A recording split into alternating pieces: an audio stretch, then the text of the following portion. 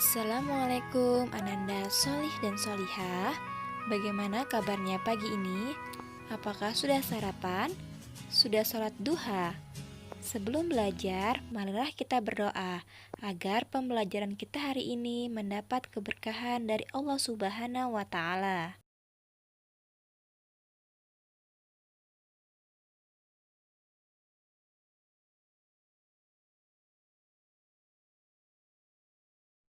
Seperti biasa, mari kita lanjutkan hafalan surah Al-Mursalat ayat 24. Bismillahirrahmanirrahim. Wailun yawma izil lil mukazzibin. Wailun yawma izil lil mukazzibin. Wailun yawma izil lil mukazzibin.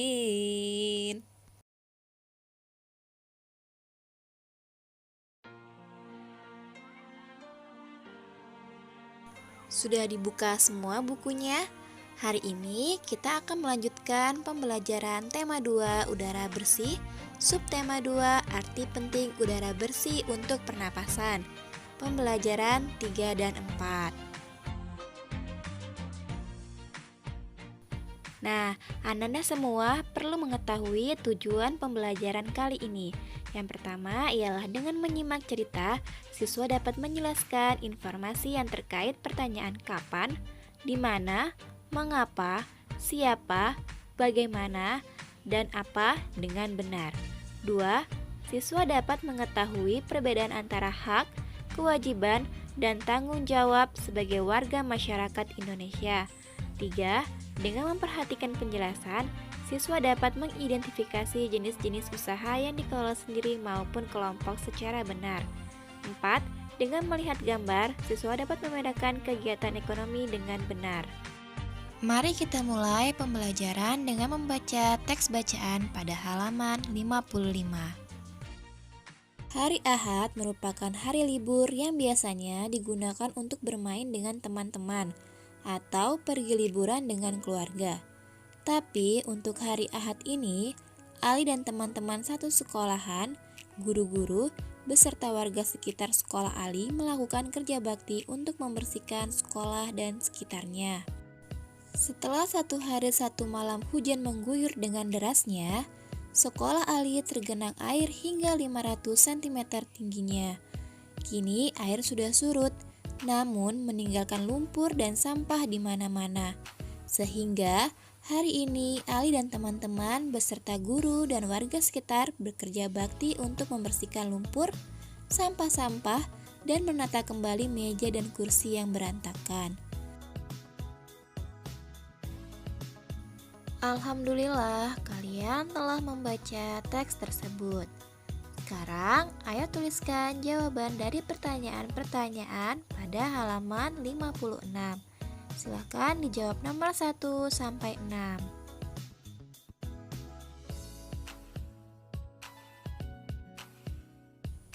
Pada subtema 1, kalian telah mengetahui makna tanggung jawab dan jenis-jenis tanggung jawab sebagai warga masyarakat. Selain tanggung jawab, kita juga mempunyai hak dan kewajiban sebagai warga masyarakat. Hak, kewajiban, dan tanggung jawab adalah 3 hal dalam pengertian saling berkaitan erat dan tidak dapat dipisahkan. Sebagaimana manusia, kita memiliki hak dan kewajiban yang sama di mata negara maupun hukum. Oleh sebab itu, pelaksanaan hak dan kewajiban yang bertanggung jawab mesti dilakukan dengan sebaiknya. Bagaimanakah perbedaan antara hak dan kewajiban? Yuk kita simak penjelasan berikut.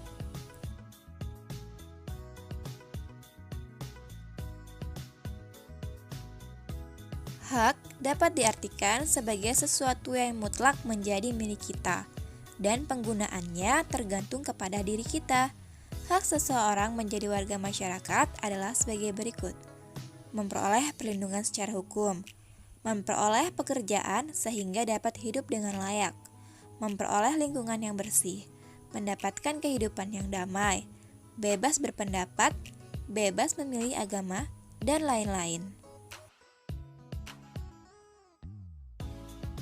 Kewajiban adalah sesuatu yang harus dilakukan dengan rasa penuh tanggung jawab.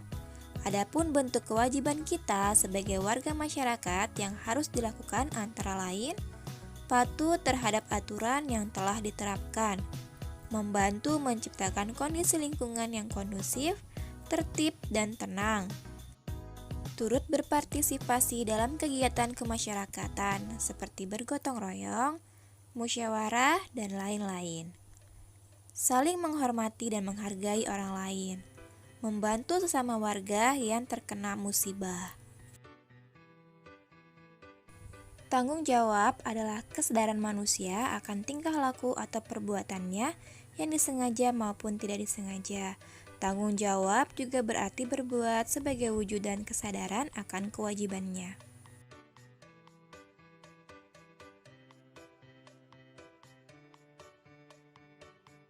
Nah, selanjutnya Anda Solihah, kita akan belajar tentang jenis usaha ekonomi yang dikelola sendiri maupun kelompok. Coba perhatikan gambar berikut ya.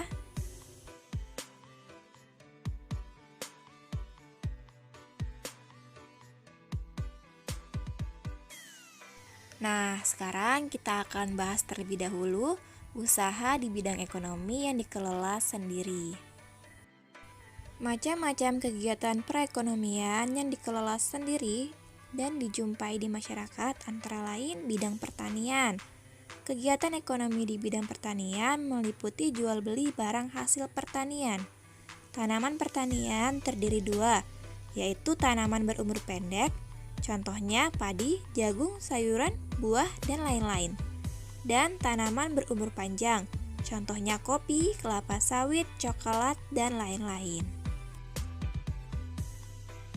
Selanjutnya pada bidang perdagangan. Perdagangan adalah suatu kegiatan ekonomi yang berupa penyaluran barang hasil produksi kepada konsumen. Pedagang dibedakan menjadi 3 kategori, yaitu pedagang tetap, pedagang asongan, dan pedagang kaki lima.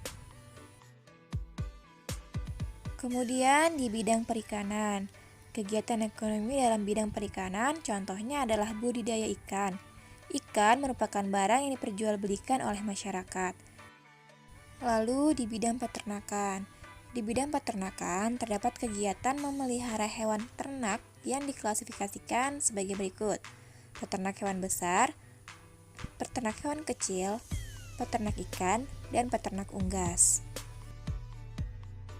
Selanjutnya adalah bidang industri dan kerajinan. Usaha di bidang industri pada umumnya dilakukan dalam skala besar, contohnya industri sepatu. Sedangkan kerajinan merupakan usaha dalam skala kecil, contohnya adalah kerajinan aksesoris.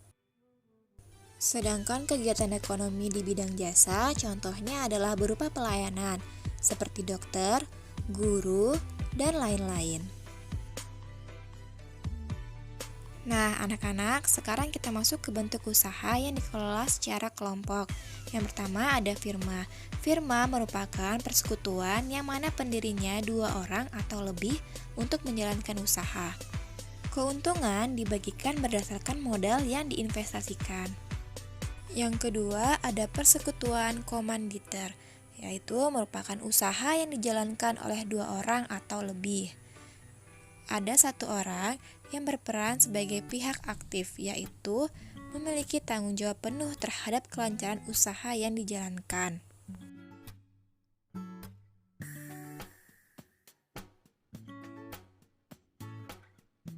Yang ketiga ada perseroan terbatas, merupakan usaha yang dijalankan 2 orang atau lebih, di mana modalnya berasal dari penjualan saham. Pemegang saham menjadi pemilik dari perseroan terbatas. Keempat, ada B atau badan usaha milik negara, yaitu bentuk usaha yang mendapatkan modal dari negara. Hal ini memiliki tujuan untuk meningkatkan pembangunan sektor ekonomi nasional. Contohnya yaitu perusahaan jawatan, perusahaan umum, dan perusahaan perseroan. Kelima, ada badan usaha swasta, yaitu usaha yang didirikan dan dijalankan oleh satu atau beberapa orang. Selain itu, badan usaha tersebut dimiliki dan diberi modal dikelola oleh satu orang atau lebih yang mendirikan usaha tersebut. Contohnya adalah Astra International dan Lipo Bank. 6. Koperasi, yaitu salah satu usaha yang dilakukan secara bersama-sama dan menerapkan prinsip kekeluargaan. Tujuan didirikannya koperasi adalah untuk mensejahterakan anggota koperasi.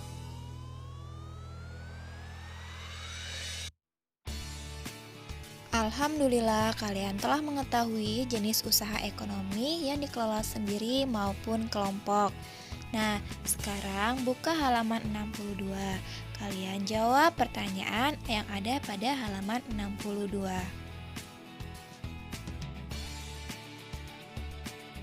Ananda yang solih dan soleha, coba kalian perhatikan gambar kegiatan ekonomi berikut ini ya.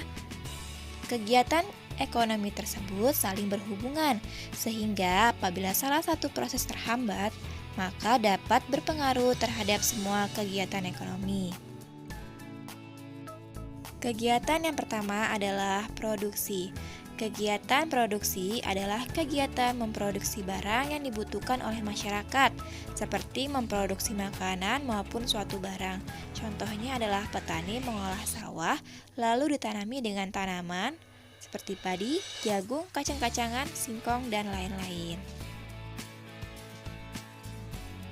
Selanjutnya, kegiatan ekonomi distribusi, yaitu kegiatan menyalurkan barang dari produsen ke konsumen. Kegiatan distribusi terdiri dari dua macam, yaitu distribusi langsung, contohnya seperti penjual bakso keliling, dan distribusi tidak langsung, contohnya adalah pabrik pakaian mengekspor barang ke luar negeri. Kegiatan ekonomi yang terakhir adalah konsumsi, yaitu kegiatan menggunakan barang ataupun jasa yang dilakukan agar manusia dapat mencukupi kehidupannya. Contohnya adalah memakan makanan, memakai baju, menggunakan transportasi umum.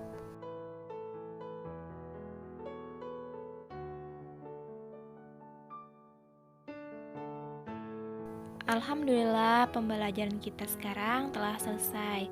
Kumpulkan foto tugas kalian kepada Ustadz Ustazah ya melalui WA atau Telegram secara japri. Jika kalian memiliki pertanyaan, silakan menghubungi Ustadz Ustazah.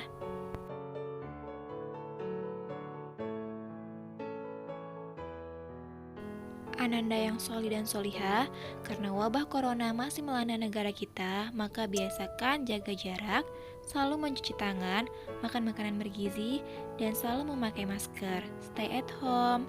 Sampai jumpa di pembelajaran berikutnya. Terima kasih. Assalamualaikum.